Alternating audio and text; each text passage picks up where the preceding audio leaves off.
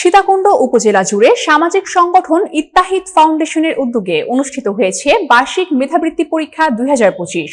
সীতাকুণ্ড প্রতিনিধি মোহাম্মদ রুমিজ আলী জানান, শুক্রবার সকাল 9টা থেকে ইত্তাহিদ ফাউন্ডেশনের পরিচালক তৌমিদুল হক চৌধুরীর পরিচালনায় প্রথম থেকে দশম শ্রেণী পর্যন্ত প্রায় 28শত শিক্ষার্থী অংশগ্রহণ করে। মেধাবৃত্তি পরীক্ষা অনুষ্ঠিত হয় উপজেলার 5টি কেন্দ্রে: সীতাকুণ্ড সরকারি আদর্শ উচ্চ বিদ্যালয়, সীতাকুণ্ড আলিয়া কামিল মাদ্রাসা, সীতাকুণ্ড উন্নয়ন প্রাথমিক বিদ্যালয়, কুমিরা মসজিদা উচ্চ বিদ্যালয় ও ভাটিয়ারি টি.এস. তোবারক আলী চৌধুরী উচ্চ বিদ্যালয়।